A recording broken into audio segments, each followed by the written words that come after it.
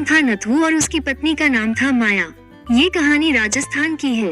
ये कहानी सच्ची घटना पर आधारित है। ये कहानी भगवान के चमत्कार की है। प्लीज चैनल को लाइक और सब्सक्राइब जरूर कर ले। लेकिन नाम काल्पनिक है, इसके सभी पात्र काल्पनिक हैं। इस कहानी को मैंने अपने ढंग से लिखने का प्रयत्न किया है। नथु बहुत ही नेक दिल इंसान था। वो रोज ऑटो रिक्शा लेकर जाता और लोगों को उनके घर पहुंचा आता।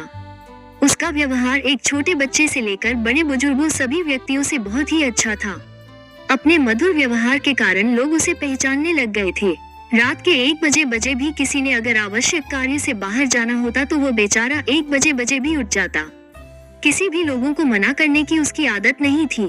महिलाएं रात के समय भी उस ऑटो रिक्शा चालक की ऑटो में बिना संकोच बैठ जाती थी।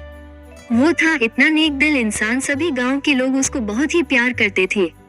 उसकी 3 बेटियां थी, चांदनी, अंकिता और तनु। वो सभी पढ़ाई कर रही थी। एक बड़ी बेटी तो पढ़ाई कर चुकी थी। उसने अपनी बेटी को 12वीं कक्षा तक पढ़ा दिया था। बाकी दोनों बेटियां शिक्षा ग्रहण कर रही थी। उसने अपनी बड़ी बेटी की शादी तय कर दी थी। भगवान का दिया उसके पास गुजारे लायक काफी था। ऑटो रिक्शा चालक ने अपनी बेटी का विवाह एक अच्छे ससुराल वालों ने शादी की तारीख निश्चित कर दी थी। ऑटो रिक्शा चालक ने रात दिन मेहनत करके अपनी बेटी की शादी के रुपए जुटाए थे। उसने अपनी बेटी के गहने, कपड़े और शादी का सारा सामान खरीद लिया था। वो अपनी बेटी की शादी का इंतजार कर रहा था। वो एक दिन भगवान के मंदिर में पूजा करने चला गया था।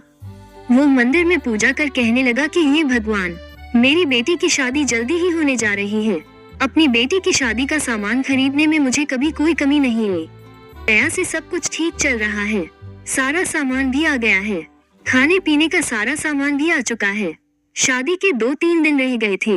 अपनी बेटी के पास जाकर बोला, मेरे पास देने के लिए ज्यादा तो कुछ नहीं, मैंने तुम्हारे लिए थोड़े से गहनों भी बनवा दिए हैं। तुम्हारी दोनों बहनों के हाथ भी पीले करने हैं। तुम्हारा हाथ एक अच्छे परिवार में दे रहा हूँ। लड़का अच्छी नौकरी करता है। तुम्हें वहाँ पर कोई भी कमी नहीं रहेगी।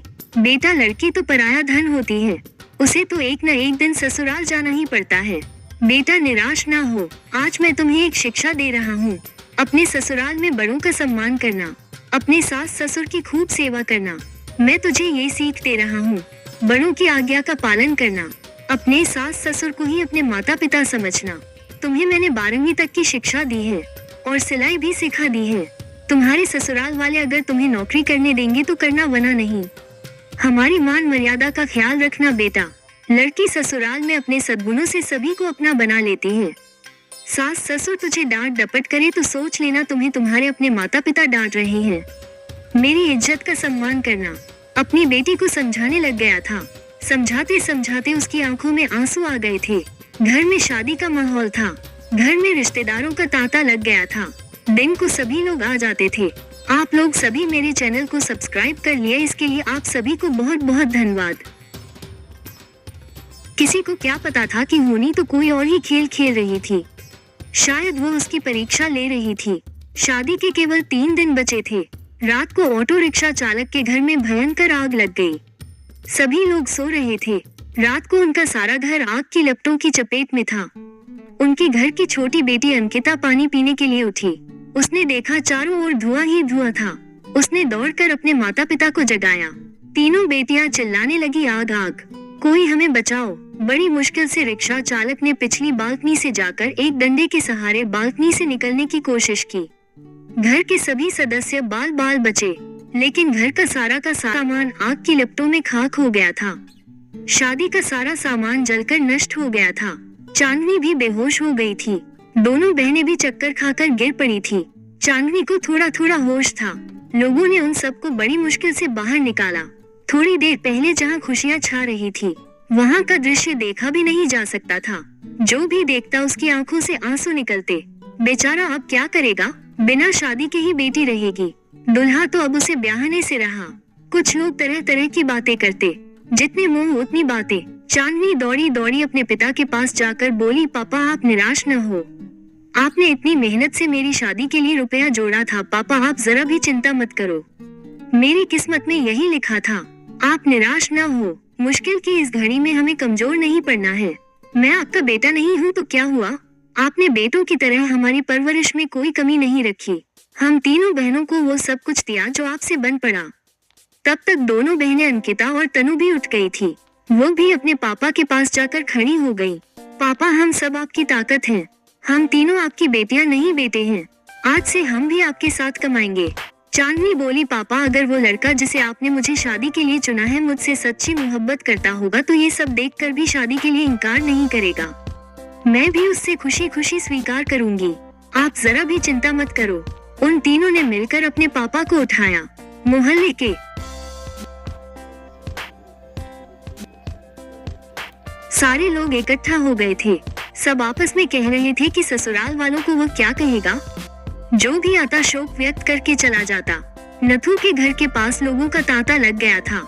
सभी कहने लगे कि तुम तो नेकी करके कमाओगे। नथु बोला, शायद भगवान की भी यही मर्जी होगी। उसकी पत्नी माया आकर बोली कि बड़े भगवान का नाम लेते फिरते हो ये सब कुछ दिया आपके भगवान ने। भगवान का नाम लेकर भी आपके भगवान ने आपको ये सीला दिया।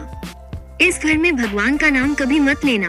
वो बोला, भाग्यवान, ये तो नियति का खेल है। भगवान को क्यों कोसती हो।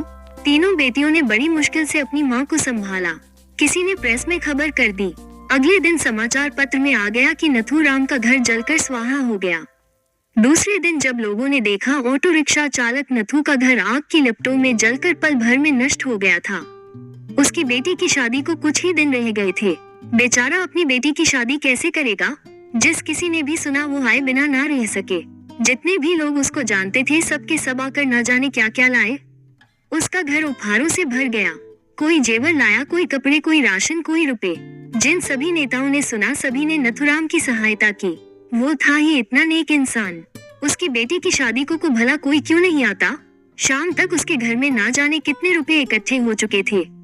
जब तीनों बेटियों ने अपने पापा को सारे रुपए थमाए, उन सबको तो अपनी आंखों पर विश्वास ही नहीं हो रहा था कि जहां पर में सब कुछ नष्ट हो गया था वहां पर उनके पास इतना रुपया इकट्ठा हो गया था कि वो बैठे बिठाए तीनों बेटियों की शादी आसानी से कर सकता था। भगवान जब देता है तो छप्पर फाड़ कर देता है। उसने बड़ी धूमधाम से मंदिर में अपनी बेटी की शादी की।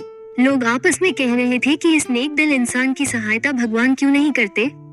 आज तो भगवान के चमत्कार पर सभी को विश्वास हो गया था। भगवान जो करता है अच्छा ही करता है।